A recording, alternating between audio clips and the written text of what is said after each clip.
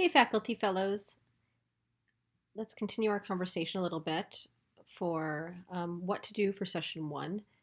We won't be having a screencast for each session, but for this one we will because we had a pretty emotional conversation and it might be beneficial because maybe people weren't able to focus as much. But this is an experiential workshop. And the idea is that you have an experience specifically with this workbook and you work through it and give us your feedback on it. In the future, we will have a couple more in-person slash virtual faculty fellow accelerators. And from there, it may very well just be asynchronous and online or simply just the workbook. So this might not end up at all as our current experience. But what we do want you to do is to think about this as not so much as a learning experience in itself. It's not. It is a workshop where we co-create. And so that's one of the things that we ask from you is to jump in and to experience the things that we have created for you to experience and then to give feedback. So first and foremost, some of you are still having a hard time maybe finding your Faculty Fellow Accelerator email. You don't need to find the email. If you simply log into your drive, your ASU drive, then you'll be included in this because you're all on there right now. And so within there, you'll see two folders, resources, and within the resources are basically the kind of same things that you have in analog and digital form. So what I mean by that is within the resources, you're going to see, if I can get there, a digital version of the generative and reflective card deck. All of you will receive that by 4:30 p.m. today. You'll also see the reflective journal exercise. You don't need to have your reflective journal. You can just simply do this on a piece of paper. And again, we are asking you to just give us your feedback. It could be a page, it could be more than a page about your daily process and progress. If you had some progress that day for the Faculty Fellows, it doesn't have to be every day verbatim. But basically, the reason why we want to use a journal is because then it's guided by you. It's thinking about all of the data, it's guided by you. We get to capture specific behavior, your activity, experiences, or feelings, and we see it happening over time. And this is important too because sometimes there is a question about what to share in something like this. And so the first thing I would say is you come open-minded to experience something. And maybe you don't always even give your feedback verbatim during the experience because it might actually interfere with the experience and somebody else's version of the experience might be very different than yours, So thinking about what your version is may be a very different truth than someone else's. But we do want to also keep things transparent and have conversations that are kind of at the surface top level because it's a more productive and trust creating experience when we can talk together as a group and not worry about emailing each other and texting each other outside of the group, right? But bringing questions and feelings to the surface is key. So there's a balance there for sure.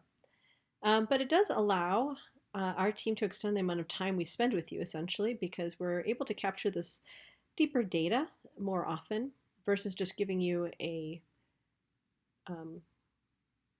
survey later on where we are asking you to fill out how to go, and sometimes it's hard to remember back to it. So it's not just about what have you enjoyed and what has been better. It really is about aha moments. What was an aha moment for you, especially as it relates to PI?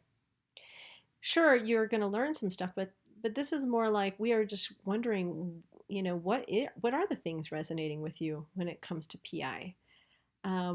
Where were some of the questions that you had, some of the pain points that you had that we can address to perhaps operationalize it? And where can you see operationalizing it even further than the way that we are suggesting?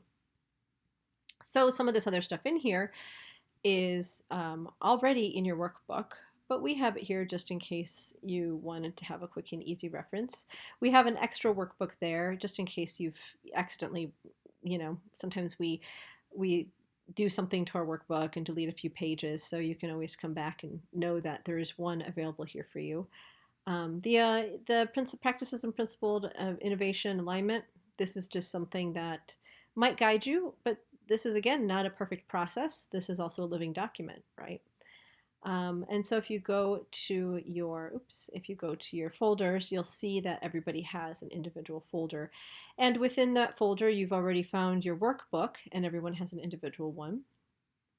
But you can also add your video reflections in there, and your journal reflections, and anything else that you think is super important for us to know.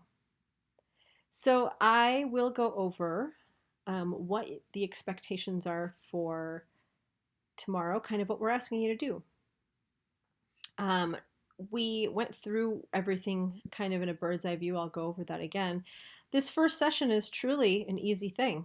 You look for a learning experience that you want to concentrate on, or you make a new one if that's what you see fit, if that's easier for you, and you just enter it into here. This is a living document, though, meaning that just because you enter it here doesn't mean that it's finished and will be graded, because this is not a class.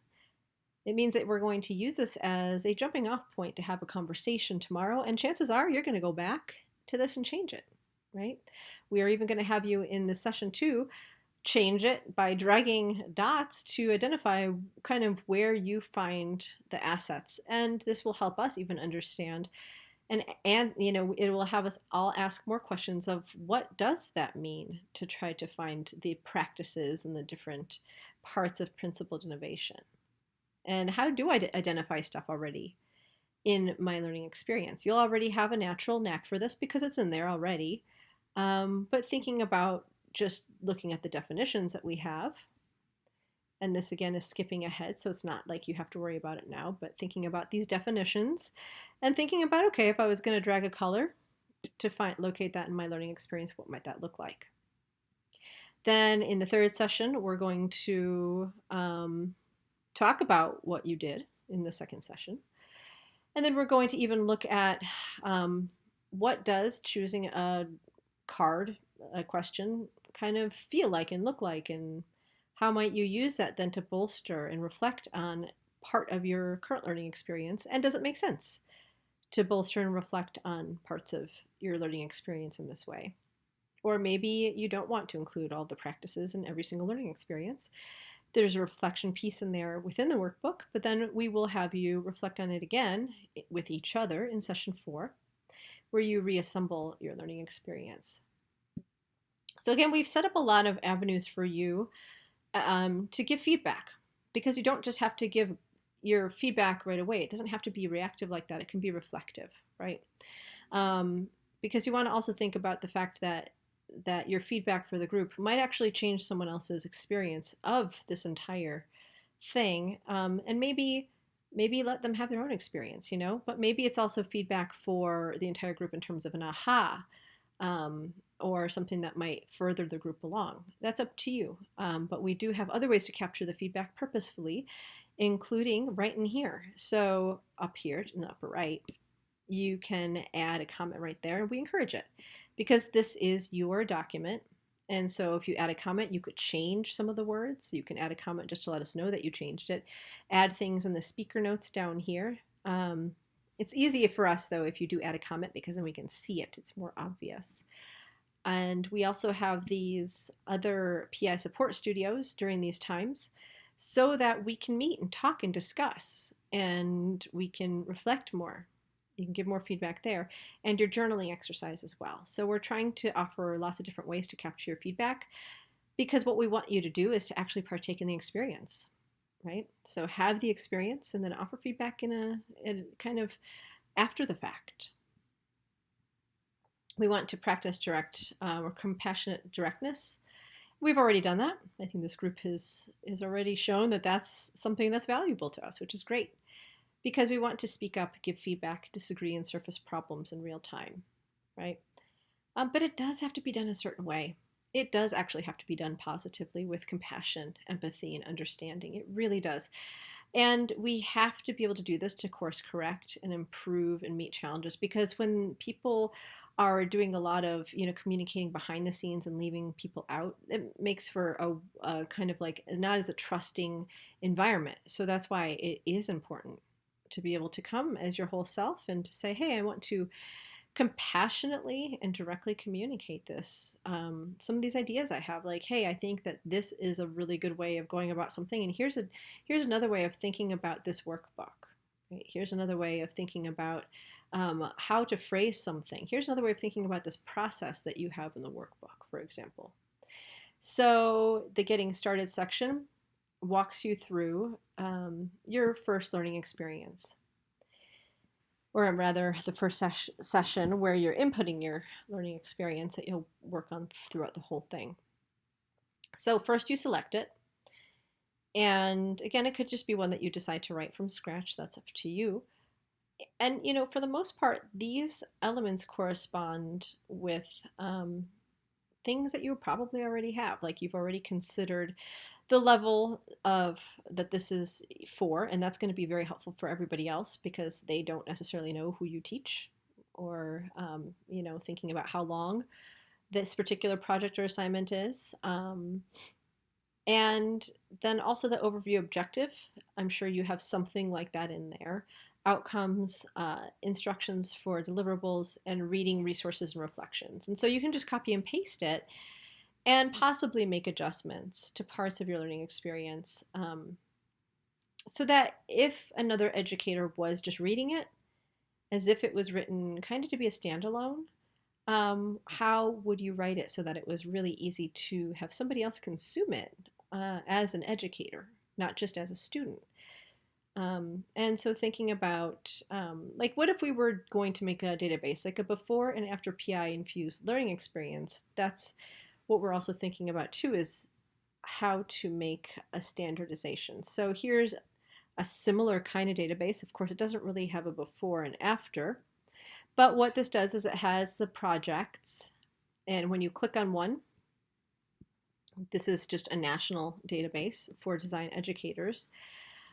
You can see that it talks about the educator, the institutional level, duration, category, filed under just kind of a tag, a project brief, which is pretty much like an overview, objectives and deliverables, readings and resources, reflections, and related projects.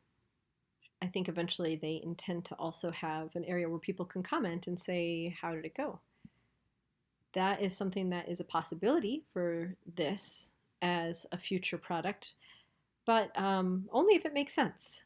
Only if it makes sense to do that. We would love for PI-infused learning projects to be something that is available to people outside of MLFTC. So that's why for this workbook, it really is about choosing a less complex learning experience. This is not about getting it perfect. Again, this is a living document. It's a way to start a conversation and to dive deeper so that we can focus on this process. And you're prototyping the overall workbook of infusing PI and thinking about these questions with a generative and reflection question deck.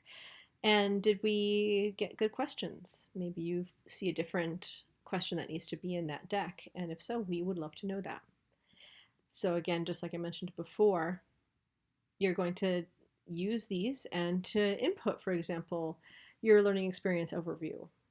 And I'm sure you guys already figured it out. If it doesn't fit, you can just hit Command D and make a duplicate of that particular section. And so we have the 4 sections here of the outcomes and the instructions and the readings and resources. Now for part 2, we will actually revisit this section. And we're not going to go over that right now because we want you to be able to really focus in on session 1 to go through this, and you're simply just identifying and then just copying and pasting into this area. It really shouldn't take that much time. And then to reflect on it, like, did you have any aha moments as they relate to PI? What have you enjoyed and what could have been better? Again, this is not so much about, we want to kind of think about the pain points and the pleasure points with the project, right? We tend to say something is different than what I expected, therefore I don't like it. So trying to think about that is probably something that you may think about at some point.